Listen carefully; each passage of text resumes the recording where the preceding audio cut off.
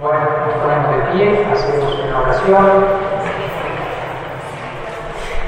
Si no llega el sonido al fondo, se acercan un poco. Si no se escucha bien, me avisan, por si tienen que acercar el micrófono. En el nombre del Padre, del Hijo y del Espíritu Santo. Amén. Espíritu Santo, inspíranos. Amor de Dios, consúmenos. Por el buen camino guíanos. María, Madre nuestra, socórrenos. Con Jesús bendícenos.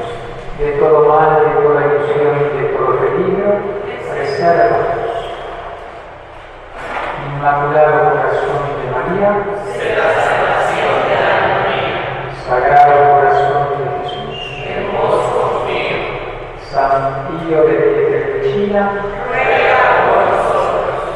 Santos Pastorcitos de Fátima, Ruega por nosotros. pueden sentarse.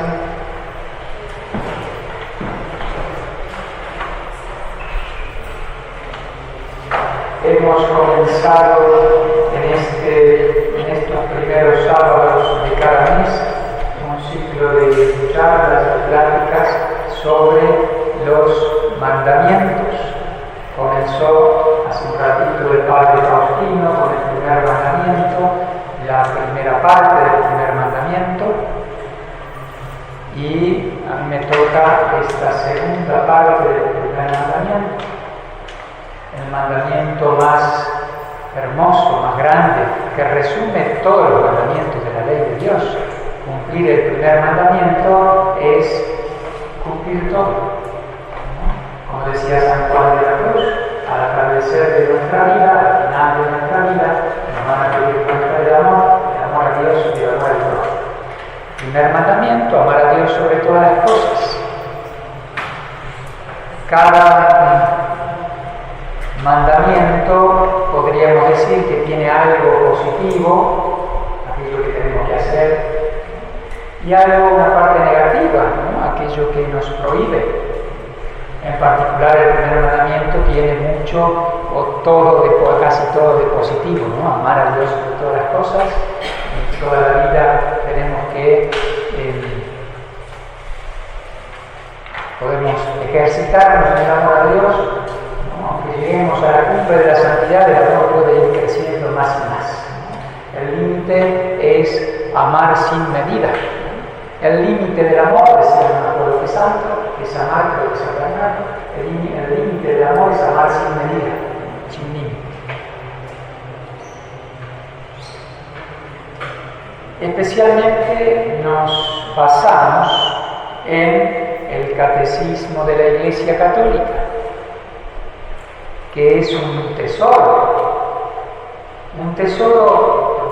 bastante escondido, porque creo que es poco conocido, si bien es un tesoro que está al alcance de todo el mundo. Es un gran regalo que Dios nos ha dado, como saben ustedes, publicado así en 1992, tiempo de Juan Pablo II. En él trabajó mucho Benedicto XVI, luego Ratzinger, luego Benedicto XVI, Papa, y que poco tiempo después se publica el compendio del Catecismo de la Iglesia Católica, publicado tiempo después. Especialmente es obra de Benedicto XVI, que es en definitiva un resumen del Gran Catecismo. Compendio, ¿no? Lo dice el título. El Catecismo de la Iglesia Católica es bien extenso, está dividido en numerales, como ustedes saben, son más de 2.800 numerales. El compendio tiene casi 600 y está compuesto en forma de preguntas y respuestas, como antiguamente, ¿no? Los catecismos, por ejemplo el catecismo de San Pío X, en forma de preguntas y respuestas. Dos tesoros, ¿no? Pues nos basamos en particular en el catecismo de la Iglesia Católica y en el compendio, que citan permanentemente la Sagrada Escritura, el magisterio de la Iglesia, textos de la tradición, de los santos, un texto riquísimo para leer, conocer nuestra fe, profundizarla, para meditar, para llevarlo a la oración. El catecismo, permítanme como resumen inicial, está dividido como en 4 grandes partes, como tradicionalmente así era. La parte primera es que tiene que ver con la fe, la profesión de fe. La segunda parte es la celebración del misterio cristiano. La tercera parte, la vida en Cristo. Y la cuarta parte, la oración cristiana. 4 grandes partes del catecismo que responden a 4 preguntas. ¿Qué tenemos que creer para salvarnos? Pues primera parte, la fe. Allí se trata especialmente del credo. Allí está compendiado lo que tenemos que creer para llegar al cielo. La segunda pregunta es, ¿qué tenemos que recibir para llegar al cielo? Es principalmente obra de Dios. ¿Qué tenemos que recibir? Pues los sacramentos, vehículos de la gracia. Segunda parte, la celebración del misterio cristiano, trata sobre los sacramentos, cada uno de los sacramentos. La tercera parte responde a la pregunta, ¿qué tenemos que hacer nosotros? ¿Qué tenemos que cumplir para llegar al cielo? ¿Cuál es el camino? Pues los mandamientos. Allí se va desglosando cada uno de los mandamientos. La vida en Cristo. Y la cuarta pregunta sería, ¿qué tenemos que orar? Tenemos que rezar para llegar al cielo. Ciertamente, como decía San Alfonso, el que reza se salva y el que no reza se condena. ¿Qué tenemos que rezar? Pues allí la cuarta parte trata sobre la oración cristiana. Pues los mandamientos están encuadrados entonces en esa tercera parte. Lo que tenemos que vivir, lo que tenemos que cumplir para llegar al cielo. Puntos del catecismo, numerales del catecismo, de esta tercera parte, del 1691 al 2557. Y en particular, el mandamiento primero está ubicado en la segunda sección, capítulo primero, artículo primero, 2084 y siguientes. Padre Faustino, escuché que estaba citando ahí 2086, no sé, bueno, esa primera parte del primer mandamiento. Él más bien le tocó la parte más positiva, no tocó todos los temas, así que ustedes pueden ir al catecismo a completar lo que dijo el Padre Faustino. Esa primera parte positiva, amar a Dios sobre todas las cosas, tiene que ver con la fe, con la esperanza, con la caridad, ¿no? Especialmente con la caridad, que supone la fe y la esperanza. No podemos amar a Dios si no tenemos una comprensión recta de quién es Él, ¿no? Nuestra fe. Pues allí habla de la fe, de la esperanza, de la caridad, en lo que es la adoración. No sé si el Padre tocó ese tema, ¿no? Amar a Dios sobre todas las cosas significa también adorar a Dios como el que es. Incluye la oración, el deber de orar, si bien esa parte se toca en la última, ¿no? Parte del catecismo, pues tiene que ver con el primer mandamiento. Si amo a Dios, pues tengo que tratar con Él. Pues la oración se toca ahí brevemente, lo que es el sacrificio también. Si Dios es Dios, yo soy una criatura, pues le ofrezco todo.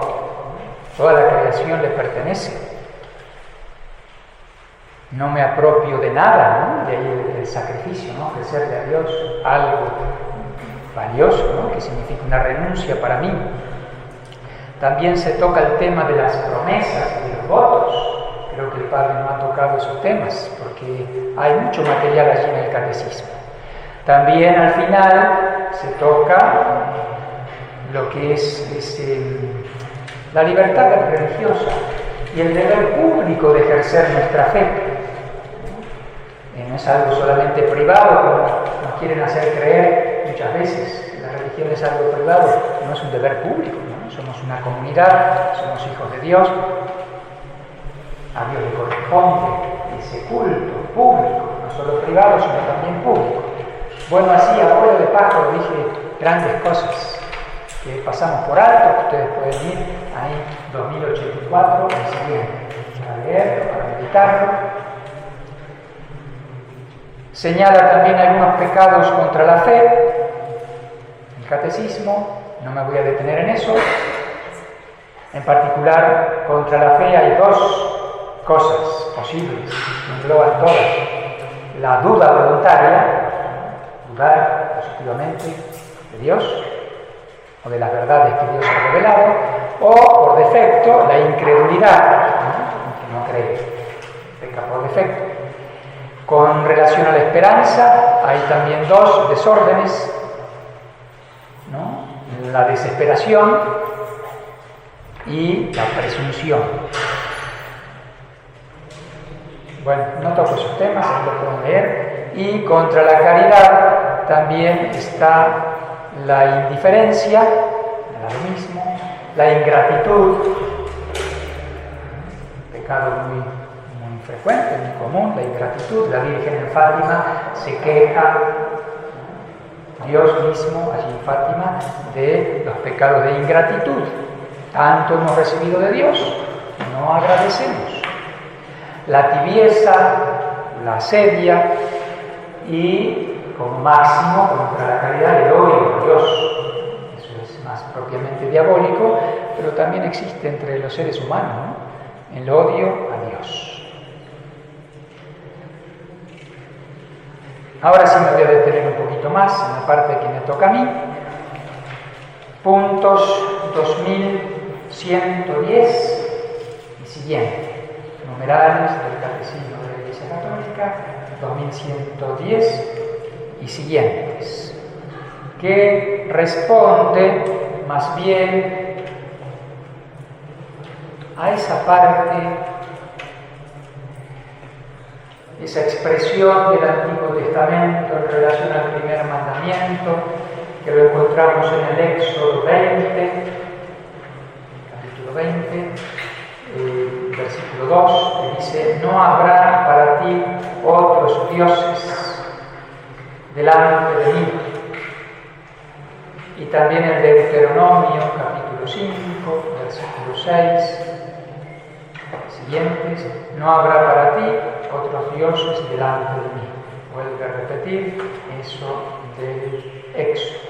Éxodo 20 y Deuteronomio 5. No habrá para ti otros dioses delante de mí. Leo el numeral 2110. El primer mandamiento prohíbe honrar a dioses distintos del único Señor que se ha revelado a su pueblo, que manda amar a Dios sobre todas las cosas, que prohíbe honrar a otros dioses distintos del único Dios revelado. Dios se ha revelado en el Antiguo Testamento y en la plenitud con Jesucristo, pues honrar a otro Dios, poner a otra cosa, a otra persona, a otro ser en lugar de Dios, es pecado contra el primer mandamiento. Proscribe, dice el texto, la superstición y la irreligión, como que dos grandes cosas. La superstición y la irreligión. Vamos a ver qué significa eso. La superstición representa en cierta manera una perversión por exceso de la religión, hablando de la virtud de la religión. Está relacionada con las virtudes teologales y que regula especialmente esa actitud que tenemos hacia Dios, como un deber de justicia hacia Dios. La irreligión es un vicio opuesto por defecto a la virtud de la religión. En muchas virtudes hay un defecto y un exceso. Es un caminito que tiene como dos precipicios, ¿no? Para un lado y para otro. Podemos caer por defecto el exceso, el pecado. Pues por un lado está la superstición y por otro lado está la irreligión, por defecto, ¿no? Carecer de esa virtud de la religión, ¿no? Por supuesto que ahí no se ama a Dios. La superstición lo trata en 2111. Algo muy común, muy frecuente, no solo fuera de la iglesia, sino dentro de la iglesia. Muchos católicos caen en el pecado de superstición. ¿Cómo define el catecismo la superstición? La superstición es la desviación del sentimiento religioso y de las prácticas que impone. Desviación del sentimiento religioso y de las prácticas que impone. Hay un sentimiento religioso y hay que realizar ciertas prácticas. Pues la desviación de eso constituye la superstición. Es muy común la cintita roja, ¿verdad? A todo el mundo tiene no sé si todo el mundo, pero creo que ustedes ninguno. La cintita roja y así inofensivamente, no, bueno, para proteger al niño, para lo que sea, mal de ojo y lo que sea. Mucha gente cae en eso es superstición. Dios nos protege. ¿Cómo nos va a proteger la cintita roja? ¿No? Que por supuesto no está bendecida, no tiene nada que ver con un sacramental de la iglesia. Eso es pecado de superstición. Puede ser que la persona ignore que sea pecado. Mucha gente en la ignorancia puede ser que no esté pecando propiamente, ¿no? Pero bueno, podemos ayudar, corregir, ¿no? Y eso sucede con frecuencia aquí, con mucha caridad, con mucha prudencia, ¿no? Oye, eso está mal, espérate, quiero proteger a mi hijo, ¿no? Pasito a pasito. O en los ojitos. No sé el origen de esos ojitos, pero bueno, hay muchas personas que llevan esos ojitos. No sé qué significa, pero yo le digo a la gente, sé que es superstición, ¿no? Es algo supersticioso. Le digo, son ojitos, ¿verdad? Sí. ¿A quién le está dando usted permiso para que la observe? ¿No? Así les digo yo. ¿Viene de Dios? ¿Eso viene de Dios? No, dicen. No. Pero ¿y entonces a quién le está dando permiso para que la observe? Al de abajo, ¿verdad? Ah, sí, entonces no, se lo quitan enseguida, ¿no? Pero es superstición, se mete así como moda, ¿no? Y como eso hay infinidad de cosas supersticiosas, como falsos sacramentales o actitudes, hay mil cosas, ¿no? Desviación del sentimiento religioso y de las prácticas que impone. Pero dice lo siguiente: puede afectar también al culto que damos al verdadero Dios. Con la cintita roja, con los ojitos, no nos dirigimos hacia Dios. Pero dice, puede afectar también la superstición al culto que damos al verdadero Dios. Por ejemplo, cuando se atribuye una importancia de algún modo mágica a ciertas prácticas, por otra parte, legítimas o necesarias. Cosas buenas que van dirigidas a Dios, que son legítimas, es bueno usar un rosario, usar una medalla de la Virgen, un crucifijo, es algo bueno, y algunas cosas son necesarias. Pero con algo desviado, ¿no? Atribuirle una importancia mágica, es decir, llevar una medalla como si fuera un amuleto. Yo creo que eso también hay mucho, ¿no? Es cierto que una medalla de la Virgen me protege, pero si yo la uso como un amuleto y no importa nada la disposición interior mía o mi devoción a la Virgen, ¿no? Si no me ayuda ese sacramental a vivir mejor mi fe, mi oración, mi unión con Dios, si no me acerca a Dios, pues puedo caer en usar algo de manera mágica. Sin juzgar a, no sé, hay deportistas que a veces usan, no sé, un rosario y meten un gol y casi como un amuleto, digamos, ¿no? Habría que ver cómo es realmente su fe. Digo, sin juzgar a nadie en particular, tal vez lo hacen con mucha fe y el Señor también los premia en eso, no lo sé. Pero, dice el catecismo, podemos caer en eso.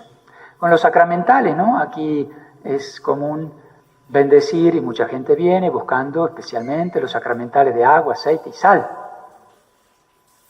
¿Puede usarse mágicamente? Claro que sí. ¿Cómo regulamos eso? Pues habrá que enseñar, habrá que corregir.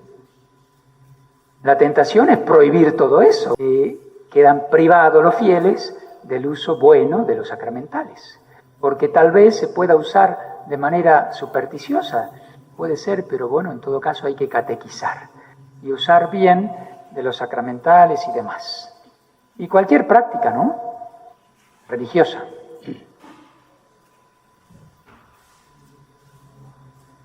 Atribuir su eficacia, otra frase del catecismo, atribuir su eficacia, la del uso, por ejemplo, de un sacramental, a la sola materialidad de las oraciones o de los signos sacramentales, prescindiendo de las disposiciones interiores que exigen, es caer en superstición. Así de simple. Hace referencia incluso a oraciones. Puedo estar recitando una oración así como hacen curanderos y brujos, recitan hasta en otro idioma, ni saben lo que están diciendo. Evidentemente que es algo hecho en forma mágica, que no tiene nada que ver con la disposición, con la fe, ¿no? Estamos pidiendo a Dios la protección. Que esa gracia pueda pasar a través de un sacramental, buenísimo, sí. Así es, ¿no? Somos carne, espíritu y cuerpo, ¿no? Nos hace falta el ver, el sentir, el tocar, abrazarnos a un crucifijo a la hora de orar, ¿no? Defendernos del ataque del enemigo. Pero lo más importante es lo interior. Podríamos tener 1000 medallas y todas las que existen y estar lejos de Dios, ¿no? Estoy protegido, puede decir alguno. Y no. Y alguno podría no usar ningún sacramental y estar con una debida disposición interior y más protegido que cualquier otro. Hay como un equilibrio en esas dos cosas, ¿no? Una cosa tiene que ayudar a la otra. El catecismo cita al Evangelio de San Mateo, capítulo 23, cuando el Señor recrimina a los fariseos que así quisquillosamente ponían el acento en algunas prácticas, pero el corazón estaba lejos de Dios. Dice, ay de ustedes, guías ciegos, que dicen, si uno jura por el santuario, eso no tiene valor, pero si jura por el oro que hay en el santuario, eso sí obliga, ¿no? O si uno jura por el altar, eso no obliga, pero si uno jura por la ofrenda, eso sí obliga, ¿no? Y entonces el Señor da duro contra eso, ¿no? El que jura por el santuario, el que jura por el altar, jura por el que habita el santuario, por Dios, ¿no? Otro es secundario. Los fariseos eran amigos del dinero y todo lo ponían allí, ¿no? Incluso las prácticas religiosas. Por eso el Señor se enfrenta duramente contra los fariseos, ¿no? Que su corazón estaba lejos. Eso en relación a la superstición. Habría mucho para qué decir, muchos ejemplos, abunda el tema de la superstición. Segundo pecado, contra el primer mandamiento que toca el catecismo en el numeral 2112, la idolatría.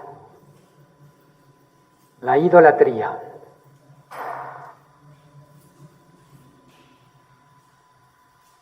No vamos a llegar a nada. Vamos, la idolatría. El primer mandamiento condena el politeísmo, sin duda. El politeísmo, ¿no? Existe incluso en el día de hoy, en la actualidad, pero antiguamente era muy común, ¿no? En el Antiguo Testamento especialmente está la revelación, la insistencia de Dios en el único Dios. No adorarás dioses extranjeros, ¿no? El creer en mucho, que existen muchos dioses, pues existe uno solo, ¿no? Pecado grave contra el primer mandamiento, el politeísmo. Exige al hombre no creer en otros dioses que el Dios verdadero. Existe un solo Dios, como bien sabemos, Dios se ha revelado y además por la sola luz de la razón, aunque está un poco entenebrecida por el pecado, podemos llegar a la existencia de un solo Dios. No es posible la existencia de muchos dioses.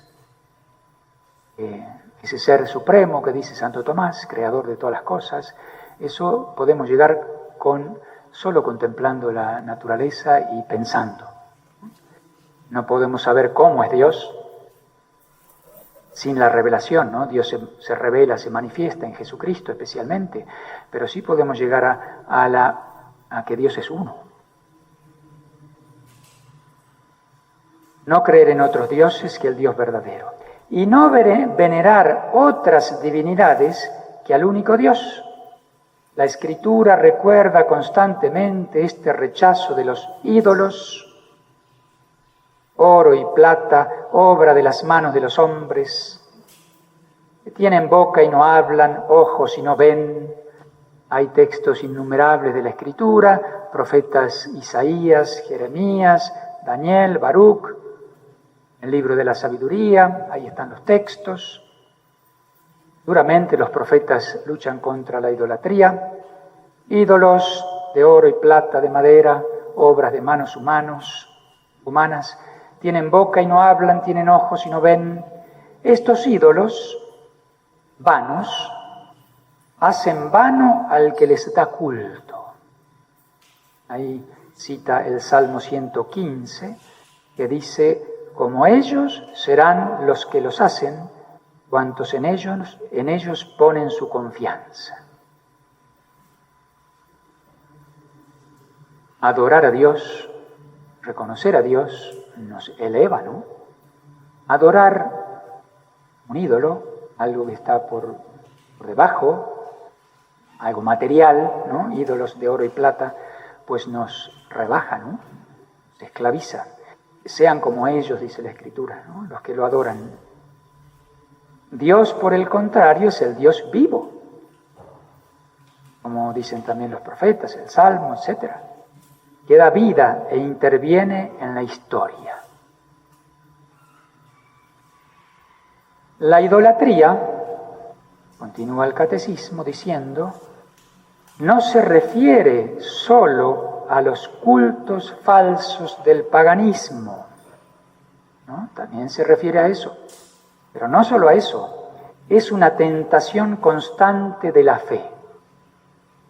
Nosotros somos cristianos, hombres, mujeres de fe, tentación permanente es la idolatría. Poner otras cosas en lugar de Dios. Como sin darnos cuenta, sin querer queriendo, como decía el Chavo.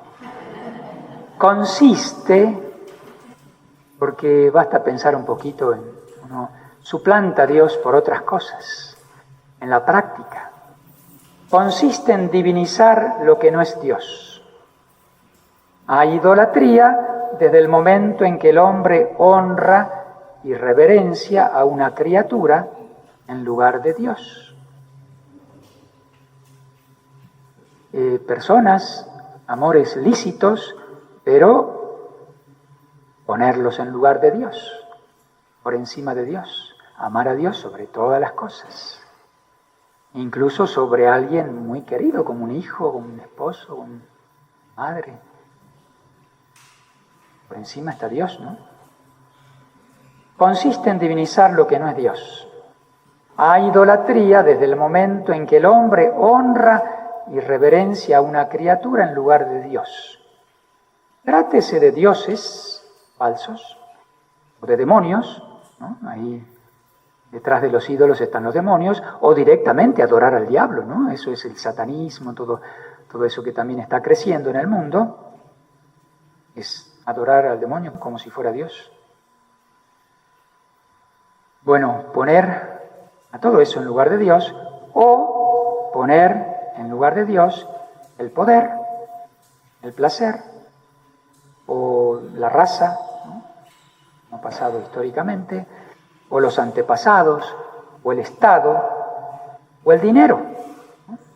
Concretamente el dinero, la Escritura habla que es una idolatría. Es el Evangelio de hoy, del día de mañana.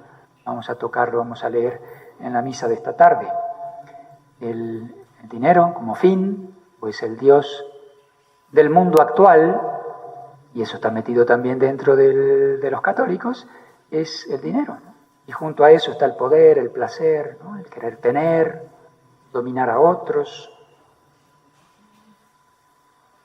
Históricamente, ¿no? En la antigüedad, los israelitas abandonaron al Dios verdadero y se hicieron un becerro de oro, un ídolo, ¿no? Irónicamente ahí el oro, ¿no? Es el Dios de este mundo ahora. ¿Quién maneja el mundo? El dinero, de alguna forma, porque lo sigue manejando Dios, ¿no? No podéis servir a Dios y al dinero, dice Jesús. Mateo 6. Numerosos mártires han muerto por no adorar a la bestia, ¿no? El texto del Apocalipsis. Negándose incluso a simular su culto. Allí el famoso texto del Antiguo Testamento, no me acuerdo dónde está, de Eleazar, que incluso podía fingir para salvarse de la muerte, porque había que adorar a un ídolo, había que quemar incienso en honor de ese ídolo, y él decía, no, eso no lo voy a hacer. Y como lo conocían, en atención a su historia y a su amistad, los jueces le dijeron, pues bueno, vamos a traer carne prohibida por la ley, pero vamos a traer una carne permitida si tú la puedas comer. Y no, lejos de mí simular eso.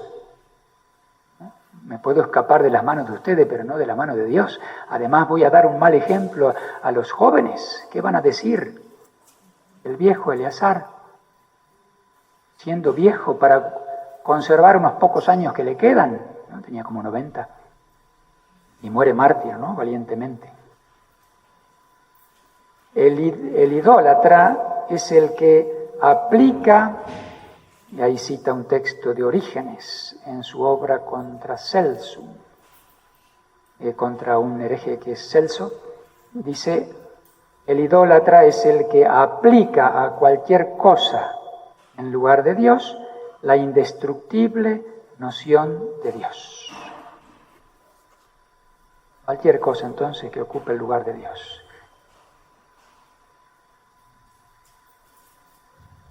Nos ha dolido mucho, y ya medio que nos olvidamos de eso, pero un pecado que creo que todavía clama al cielo, porque no creo que haya habido reparación de esa idolatría, es la Pachamama en el Vaticano, ¿se acuerdan de eso, no? Hace unos añitos atrás. Es llevado adelante por la más grande jerarquía de la Iglesia en aquel entonces, o sea que eso es realmente, no hay forma de defender ese acto ahí. No sé qué pasó, ni juzgo la conciencia de los que lo hicieron, pero materialmente es un acto grave de idolatría, ¿no? Que ciertamente muchos cristianos buenos habrán hecho reparación, pero bueno, públicamente no se ha hecho nada, ¿no? Yo creo que vamos a sufrir las consecuencias, tal vez ya estamos sufriendo, las consecuencias de ese acto tan grave, ¿no?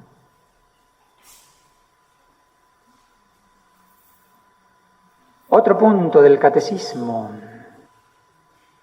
adivinación y magia.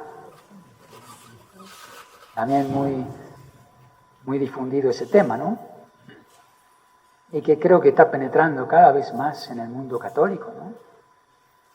2115. Adivinación y magia. Dios puede revelar el porvenir a sus profetas o a otros santos. Eso es indiscutible, ¿no? Eso es un dato histórico en la vida de los profetas del Antiguo Testamento, los del Nuevo Testamento también, la vida de los santos, Dios puede revelar, ¿no? Hay profecías que se cumplen, Dios puede revelar el futuro a los profetas o a los santos. Sin embargo, la actitud cristiana justa consiste en entregarse con confianza en las manos de la providencia, en lo que se refiere al futuro y en abandonar toda curiosidad malsana al respecto. Ahí, junto al pecado de la adivinación, está la curiosidad malsana para saber. Incluso muchos católicos quieren saber algo, qué va a pasar, o quién me hizo el mal, o me va a ir bien con este negocio, o quiero saber qué. Entonces caen en la trampa de los adivinos, de lo que sea, de cualquier acto de adivinación o de magia para conocer el futuro. Eso es pecado contra el primer mandamiento, ¿no? Conocer el futuro. Allí la actitud cristiana justa es entregarse con confianza en Dios, en la mano de la providencia. Si Dios quiere revelarme algo del futuro, lo hace Él con libertad. El querer yo manipular eso, saber eso con curiosidad, es un pecado. Manos en la providencia, en lo que se refiere al futuro, y en abandonar toda curiosidad malsana al respecto. Una frasecita también importante: sin embargo, la imprevisión puede constituir una falta de responsabilidad. Uno puede decir, bueno, hay ciertas cosas que hay que prever, ¿no? En la vida hay que organizarse, hay que prever para, ¿no? Lo que uno siembra cosecha. Eso está bien, uno puede ser irresponsable. Yo confío en Dios, uno puede escudarse en eso y no hace nada, ¿no? No prevé nada. ¿No?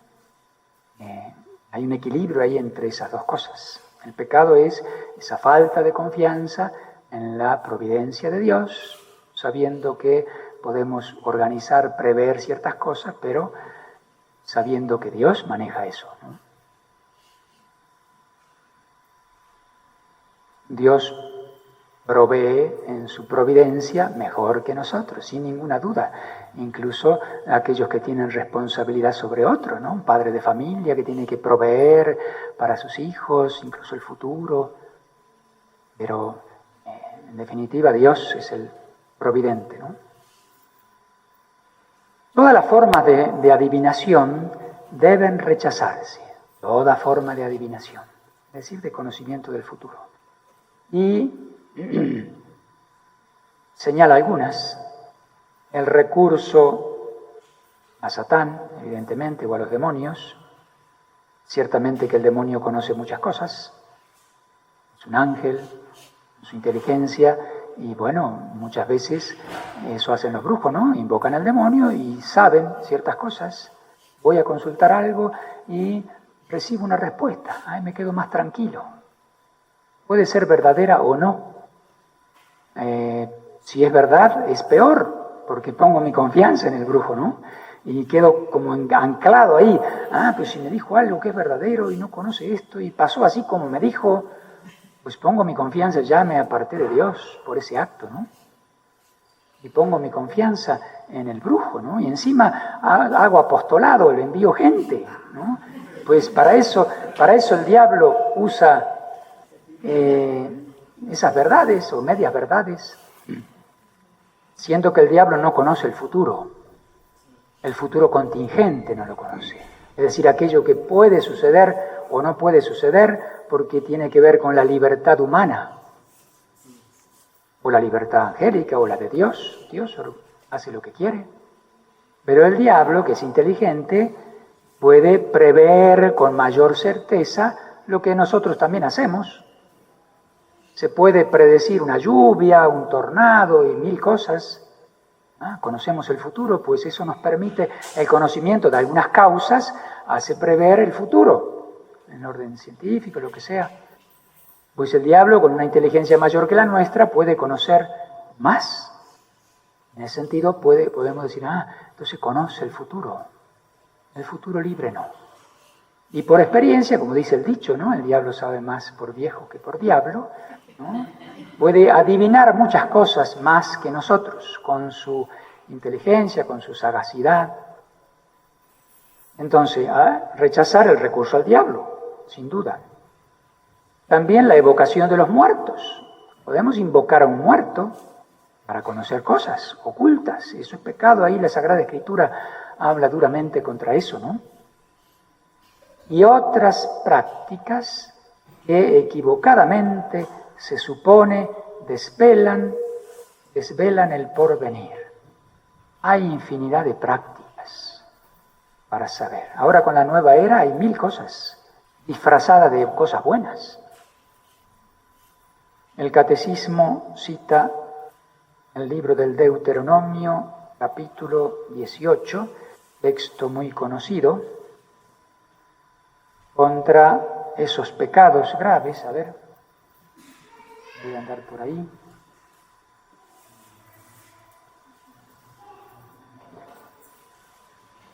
Deuteronomio capítulo 18, versículo 10, en adelante.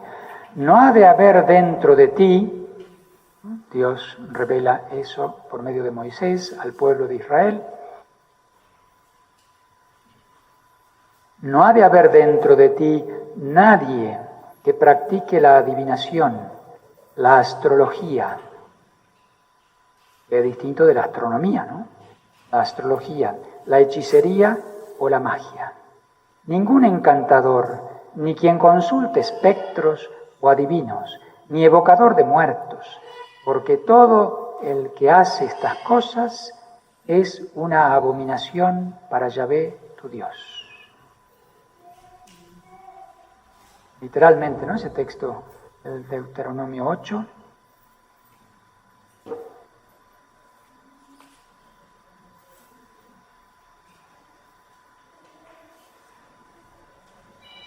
Dice el Catecismo también, la consulta de horóscopos. Ahora que sonó el celular, creo que fue un celular. Hay mucho a través del celular, ¿verdad? En todas estas cosas, al alcance de todo el mundo. Y eso de la inteligencia artificial me asusta, ¿no? Que es como también querer saber cosas. Mira lo que me dijo. La consulta de horóscopos. Antiguamente era muy sencillo ir a la revista o al diario. Ahí figuraba, era muy común leer eso, ¿no? Incluso sin darle demasiada importancia, pero leerlo. Eso es al menos curiosidad, pecado, ¿no? Y si pongo mi vida en relación a eso, evidentemente que estoy muy equivocado, ¿no? La consulta de horóscopos, la astrología, como decía la palabra de Dios, la quiromancia, la interpretación de presagios y de suertes, los fenómenos de visión, el recurso a médiums, encierran una voluntad de poder sobre el tiempo, la historia y finalmente los hombres, a la vez que un deseo de granjearse la protección de poderes ocultos. Voluntad de poder, ¿no? Para manejar tiempos, situaciones, gente, ¿no? Y de protegerme, granjearme la protección de esos poderes ocultos. Todo eso encierra en estas prácticas.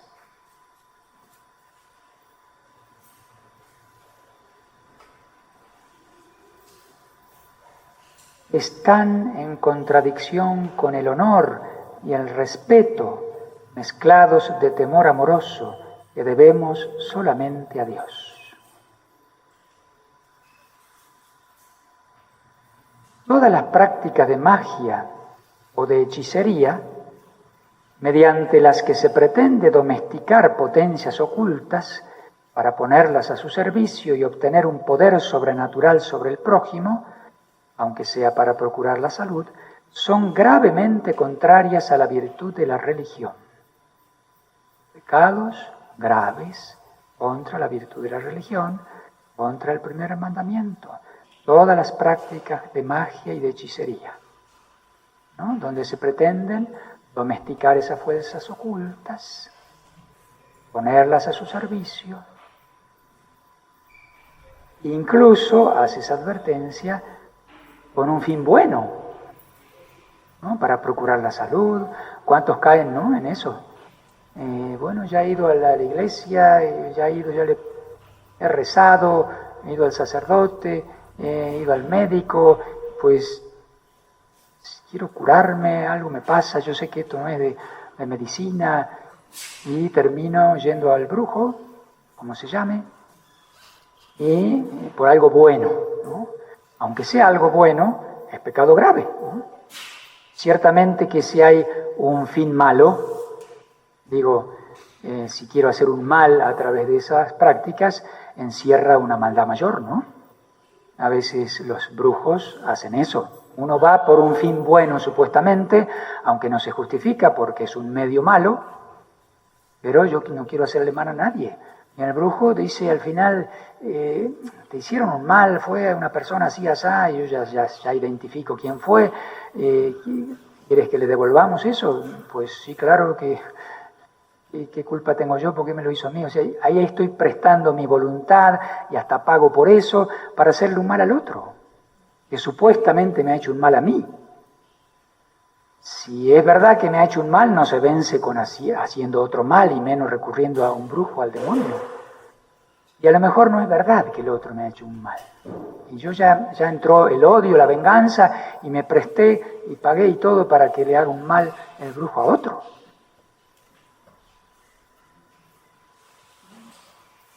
Estas prácticas, hechicería, magia, son más condenables aún cuando van acompañadas de una intención de dañar a otro. Recurran o no a la intervención de los demonios.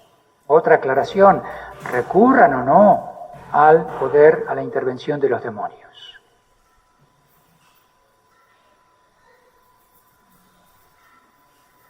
Si bien es importante la intención y el pecado, además del acto en sí, tiene que ver con la intención. Yo no sabía, no quería hacerle un daño al otro, pero realmente presté mi voluntad y ahí fui a un brujo y bueno, y aquel otro sufrió la consecuencia. No sabía. Bueno, disminuye un poco la gravedad, podemos decir, porque realmente no sabía que le estaba haciendo un daño. Si hay una voluntad de mi parte, es mayor el pecado, ¿no? Llevar amuletos, dice el catecismo, es también reprensible. Abundan también los amuletos. Ustedes saben que acá, bueno, nos traen, exorcizamos los amuletos. En una época los recibíamos a todos, pero empezamos a llenarnos de cosas, teníamos una fosa ya y quemábamos todo. Ahora no recibimos tanto, sino bueno, a ver, exorcizamos, llévenselo, quémenlo ustedes, tírenlo, ¿no? A veces nos traían camionetas de cosas. Pero bueno, entre ellas vienen a veces amuletos, bolsitas, y etcétera. Bueno, el tema de la Santa Muerte, la mal llamada Santa Muerte, eso abunda. Pero me ha pasado en esos amuletos, que son bolsitas que hacen los brujos, y a veces uno toca y ¿qué hay adentro? Pues bueno, yo he exorcizado, he abierto esas cosas. A veces me he encontrado con la imagencita de la mala muerte, de la Santa Muerte, adentro, y la persona queda ahí asombrada. Uy, eso tenía yo en mi cartera, en mi pecho, lo llevé hace 10 años que lo tengo, sin saber, tenían la mala muerte ahí. Y después hay moneditas para tener suerte o para que le vaya bien en conseguir dinero y qué sé yo, en el trabajo, y semillitas y qué sé yo cuántas cosas, pero ciertamente que el brujo hace invocaciones y hace algo, así como el sacerdote bendice los sacramentales y vinculado a eso hay una gracia, ¿no? Si yo la uso bien, hay una gracia que me llega. Así también el diablo con sus servidores, el diablo es el mono de Dios, como decía, ¿no? en la Edad Media, imita a Dios, no le sale como un mono, quiere imitar al hombre, pues por eso le decían así en la Edad Media, ¿no? El diablo es el mono de Dios. Pues también tiene sus falsos sacramentales, ¿no? Objetos, y vinculado a eso hay una invocación, y hay no una gracia, sino una desgracia, una maldición, que llega a la persona que lo lleve. hay que deshacerse de eso. Si se puede, ¿no? Hay cosas que a lo mejor están enterradas y en esto vale también que no es en sí la materialidad de la cosa. No está todo el poder en la materialidad de la cosa, ¿no? Como un sacramental, pues junto a la materialidad, al objeto, está la buena intención, la fe, el recto uso de ese sacramental.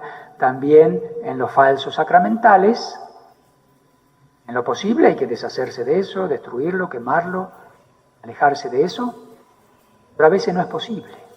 Y algunos se sienten hasta desesperados porque no pueden encontrar eso. Resulta que enterraron hace 20 años, cuando hicieron la casa debajo de los cimientos, algo que el brujo les dijo para que esa casa esté protegida. Mil veces me han contado esa historia. Tengo que derribar la columna para sacar eso que, bueno, ya a lo mejor no se puede. No es eso lo más importante, ¿no? Si habrá que exorcizar el lugar. Si me acuerdo perfectamente que en el patio de mi casa el brujo enterró tal cosa, pues bueno, a ver, voy protegido, ¿no? En gracia de Dios, pidiendo el consejo, cómo debo hacer. Incluso el padre Amort decía, ¿no? Recuerdo haberlo leído por ahí, que por deshacer esas cosas de forma imprudente, no pasa nada, como algunos hacen con demasiada poca fe, digamos, esto yo destruyo esto, a mí nadie me hace, Dios me protege, como con cierta apoyo en sí mismo, cierta prepotencia, pues pueden sufrir las consecuencias, ¿no? Hay algo que está infectado ahí, ¿no?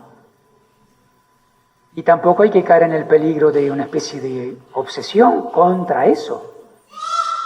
Dios, no hay mal que Dios no pueda vencer, ¿no? Realmente algunas personas están tan protegidas porque confían tanto en Dios, creen tanto en Dios, están en gracia de Dios, que por más que vengan los brujos más pesados del mundo, no les hacen nada. Pero bueno, en lo posible, deshacerse de eso. Dije del padre Amor, no, que él una vez por tocar una cosa así, sapo cocido con la foto adentro, no sé qué, le quedó, no sé si a él o a algún ayudante, como un dolor como permanente, cada tanto revivía ese dolor en el brazo, no sé qué, como que sin la debida protección, ¿no? Pero insisto, no hay que caer en la obsesión contra eso, ¿sí? Dios todo lo puede, ¿no? Llevar amuletos es también reprensible, y ya termino y nos quedamos en la mitad de camino. Dice, el espiritismo implica con frecuencia prácticas adivinatorias o mágicas. Espiritismo, ya saben lo que es, o espiritualismo, le dicen algunos, es lo mismo, con nombres distintos. Implica con frecuencia prácticas adivinatorias o mágicas. Por eso la Iglesia advierte a los fieles que se guarden de él. Hay personas que llevan esa especie de doble vida, son espiritistas y son católicos, y comulgan y todo, ¿no? Pues es pecado grave eso. El recurso a las medicinas, última frase, el recurso a las medicinas llamadas tradicionales no legitima ni la invocación de las potencias malignas ni la explotación de la credulidad del prójimo. Una frasecita creo que muy sabia, porque eso abunda también, medicina alternativa. Ahí mezclan de todo. Es cierto que hay medicinas alternativas, naturales, todas las cosas que Dios ha puesto en las plantas, etcétera, ¿no? Hay cosas muy buenas, pero se mezcla con muchas cosas de la nueva era, literalmente con prácticas de adivinación y la explotación de la credulidad del prójimo, ¿no? A veces es un simple negocio, engaño al prójimo que está sufriendo una enfermedad y la medicina tradicional no funciona, pues le prometo algo y ahí vamos. Pues bueno, se pasó el tiempo. Espero que les haya servido.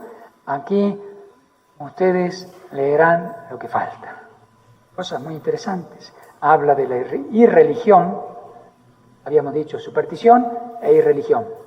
Lo que vimos es solo la parte de superstición, ¿no? Idolatría, adivinación, magia, hechicería. La irreligión, que es tentar a Dios, no hay que tentar a Dios como dice Jesús cuando venció al diablo. El sacrilegio, va contra el primer mandamiento. La simonía, lucrar con cosas espirituales. Después habla del ateísmo práctico, el agnosticismo. Tal vez tengamos que volver el próximo primer sábado. Y no te harás escultura alguna. Esa parte está muy interesante. 2129 y siguiente. Que lo usan mucho los protestantes, ¿no? Las sectas de origen protestante, evangelistas y demás, van literalmente al texto de la Biblia, e incluso a veces usan la Biblia del católico, y en su ignorancia el católico lee en su propia Biblia, no te harás escultura alguna. Pues aquí tengo una escultura, eso es idolatría, abominación, viene el castigo de Dios. Y qué ignorancia total. Bueno, tenemos que saber defendernos frente a esos ataques. ¿Por qué el Señor manda no te harás escultura alguna, ni de lo que hay en el cielo, ni en la tierra? Y a la vez, en la economía actual, en el Nuevo Testamento, son lícitas las imágenes de Cristo, de la Virgen, de los ángeles, de los santos. Eso está interesante. Ahí son 4 puntitos del catecismo, 2129 al 2132. Pueden leerlo y hay muchos textos de la Escritura y demás. Pues en resumen, amemos a Dios sobre todas las cosas. En el amor está la perfección. Ave María Purísima.